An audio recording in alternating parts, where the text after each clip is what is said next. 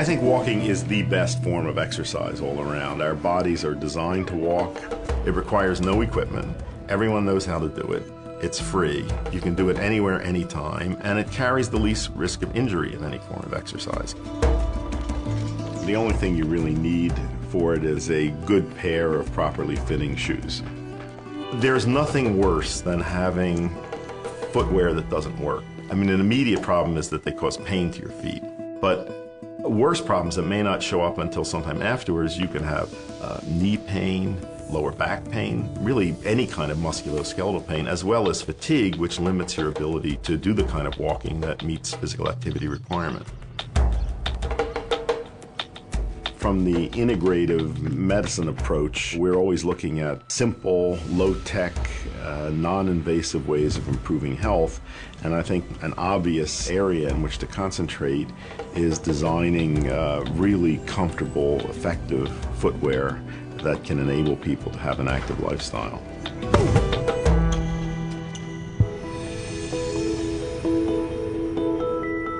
As a podiatrist, I've helped tens of thousands of people overcome pain and get back to living a healthy, active life. And I know that I can help you too.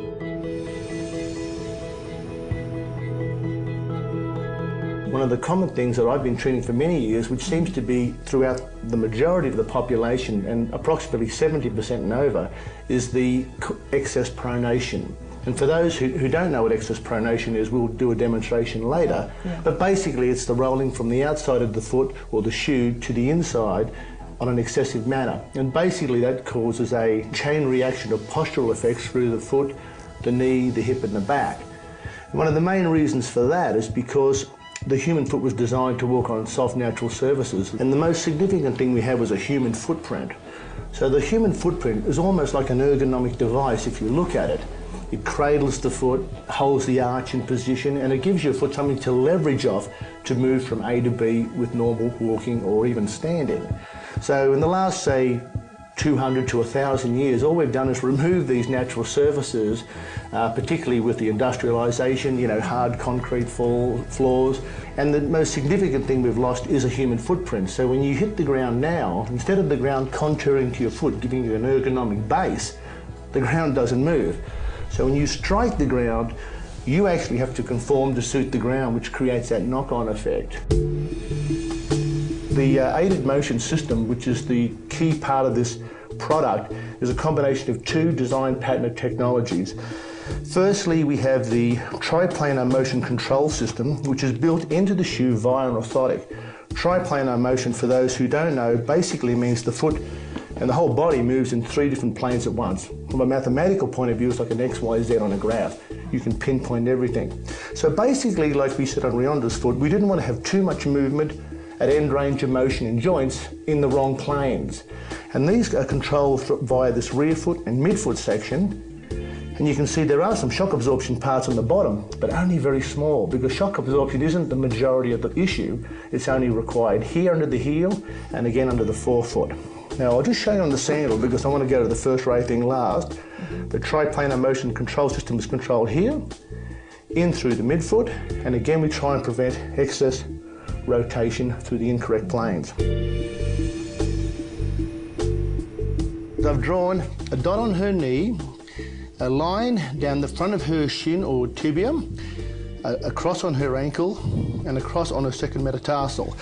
Now if we look at this curve here, or this curvature of this line, we call this excess pronation, or rolling inwards of the foot. It obviously rolls the shin in and the knee in. Now where we want Shondi to be is basically in this position. We'll pull that back, we'll also pull the other foot back and just get her to hold it there, and you can see how this line straightens up.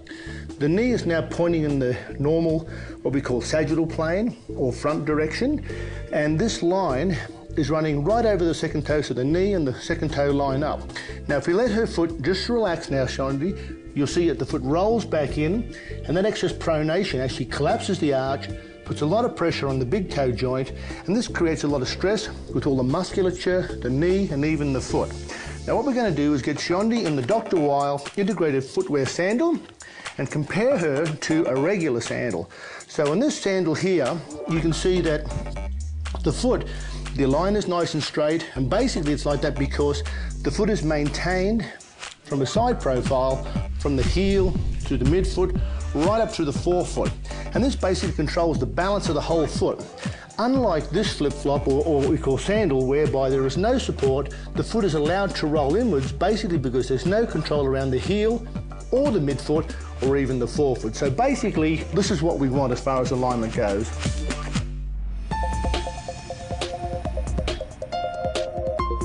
What I'm going to explain now with regards to the Dr. Andrew Weil integrated footwear range is how the first ray plantar flexor zone works. Now, if you look at the position of this, you'll see it's under the big toe and there is a cavity here, which makes it easy for the big toe to plantar flex or push down during walking. Now, why is this important? Well, I'll show you why. We'll get Shonda's foot, I'll turn it to the side, and I want her to lift her foot up. And as you can see, it's very important for the big toe to extend itself and push down in this area. But when walking on hard, flat ground, this is not possible, so it tends to jam the joint, affecting the posture of the foot and the forefoot, obviously the midfoot, subtalar joint, right through the knee and the back. So when we have a look at Shonda's foot from the bottom, we want the big toe joint to be able to move back or flex forward in this direction. And again, if we put the Dr. Andrew Weil integrated footwear sandal on, you'll see right underneath her big toe the plantar flexor zone, which makes it very easy for her when she steps up, and I'm going to assist her here so you can see it. Just flex your foot there, Shonda. That flexes the big toe down, pushing through the plantar flexor zone to allow plantar flexion of the first ray, which is very, very important for the propulsive phase of gait, which is the step-off phase when you're walking. One of the things that I learned in my career of integrative medicine, I worked with an old osteopathic physician who was one of my mentors. And one of the things that he taught me was that when people come in complaining of knee pain, that may not be where the problem is, that the knee is the compensating joint for both the ankle and the hip. So if something's out of alignment here, you know, it can cause the knee to try to compensate. There's distortion and pain. And often people wind up having surgery on the knee when that wasn't really where the problem was. The knee wants to go this way. So if we have this excess pronation rotating out to in, you can see the effect of the knee, which commonly causes pain around here, under the kneecap, and that common clicking and crunching sensation we feel. So the first thing that's going to break down is the hinge, because it doesn't have the ability to compensate.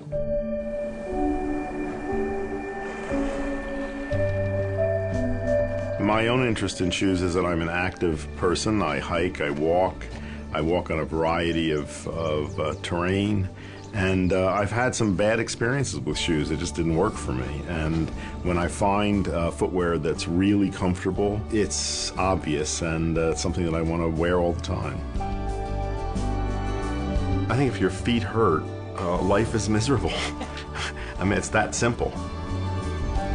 Our feet are our connection to the earth, and our body rests on them, and so everything from the ground up really depends on our feet.